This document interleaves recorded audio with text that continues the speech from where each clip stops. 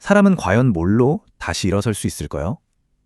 오늘 이야기해볼 게리 폴슨의 소절 손톱기가 바로 그 질문을 던지는데요. 주인공 브라이언이 겪는 생존의 클라이맥스, 그 가장 극적인 순간으로 한번 같이 들어가 보시죠. 자, 여기가 바로 모든 것이 무너진 주점입니다. 무려 47일 동안이나 정말 치열하게 살아남았는데 주인공 브라이언은 결국 다시 아무것도 없는 그야말로 원점으로 돌아오고 맙니다. 정말 말 그대로 나락으로 떨어지는 거죠. 47일 동안 차곡차곡 쌓아올렸던 모든 게 그냥 한순간에 무너져 버려요. 자연이 던지는 무자비한 시련, 그것도 2번이나 연달아 맞닥뜨리게 되거든요. 첫 번째 시련은 바로 무스입니다. 정말 아무 이유도 없어요.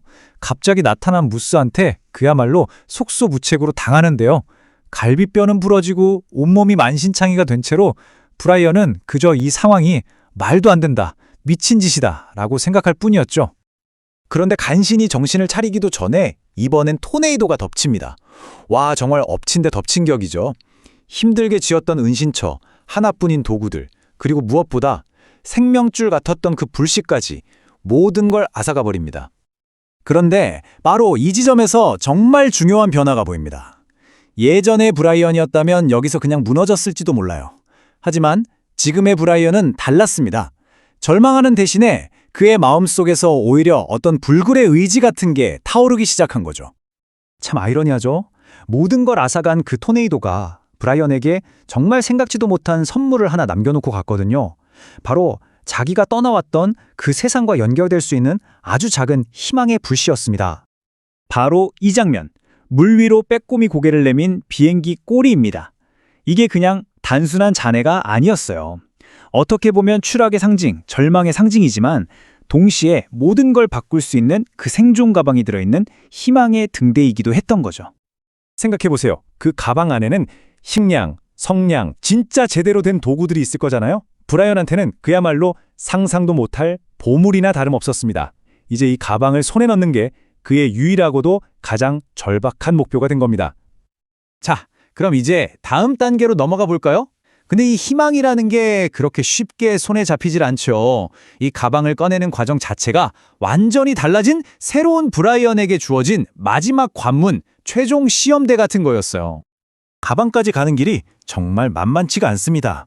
온통 불가능해 보이는 문제들 투성이거든요. 뗏목을 만들고 그걸 몇 시간이나 밀고 심지어 비행기 동체를 손톱기로 뚫어야 해요. 그러다 실수로 유일한 도구인 손톱기를 물에 빠뜨리기까지 하죠. 하지만 브라이언은 포기하지 않아요.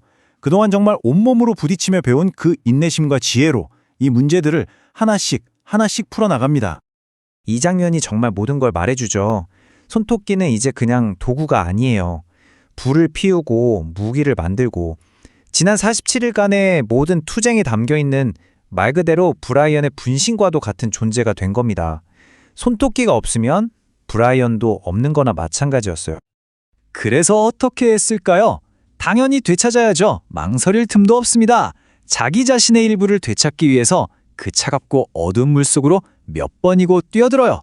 그리고 마침내 손가락 끝에 그 익숙한 고무 손잡이가 잡히는 순간을 맞이합니다. 하지만 시련은 여기서 끝이 아니었습니다. 육체적인 고통보다 더한 정신적인 공포가 기다리고 있었죠. 비행기 안에서 물고기들이 쪼아먹어서 뼈만 앙상하게 남은 조종사의 시신을 마주하게 된 겁니다. 이건 거의 자신의 미래 모습을 본 것 같은 그런 끔찍한 공포와 정면으로 마주해야만 했던 거죠. 그렇게 정말 끔찍한 사투를 벌이고 나서야 육지로 돌아와 드디어 가방을 엽니다. 와, 그 안에는 정말 기적 같은 물건들이 가득했어요. 그런데 동시에 아주 예상치 못한 대가, 어떤 역설적인 상황이 기다리고 있었습니다. 가방 안은 한번 보세요. 침낭, 조리도구, 성냥의 라이터, 심지어 낚시도구랑 소총, 동결건조 식품까지. 야생에서 몇 달을 버틴 소년에게는 이게 진짜 기적이죠. 브라이언이 이걸 믿을 수 없는 부라고 표현했는데 정말 문명의 모든 것이 그 안에 다 들어있었던 겁니다. 그런데 바로 이 지점에서 브라이언은 묘한 갈등을 느껴요. 한번 비교해볼까요? 지금까지는 손톱기 하나로 직접 창이랑 활을 만들어서 숲과 교감하며 정말 힘들게 생존했잖아요. 근데 이제는 소총 한 자로 라이터 하나만 있으면 모든 게 너무 쉬워지는 거예요. 이 편리함이 꼭 반칙처럼 뭔가 잘못된 것처럼 느껴지기 시작한 거죠. 결국 브라이언은 깨닫게 됩니다. 지금의 자신을 만든 건 이 편리한 문명의 도구들이 아니라는 걸요. 오히려 그동안 겪었던 모든 고통과 치열한 투쟁, 그 과정 자체가 자신을 완전히 새로운 사람으로 만들었다는 걸 알게 된 거죠. 그래서 이 새로운 변화가 좀 낯설었던 브라이언은 에이, 이거 고장났나 보다 하고 비상송신기를 그냥 툭 던져둬요. 그리고는 생존 가방에서 나온 음식들로 정말 오랜만에 제대로 된 만찬을 준비하기 시작합니다. 그런데 이게 무슨 일일까요? 하늘에서 비행기 소리가 들립니다. 알고 보니까 자기가 무심코 스위치를 켜고 던져뒀던 그 송신기에서 구주 신호가 계속 나가고 있었던 거예요. 와, 정말 허무할 정도로 54일간의 그 길고 길었던 사투가 바로 이 한순간에 끝나버립니다. 조종사가 내려서 묻죠. 네가 그 아이니?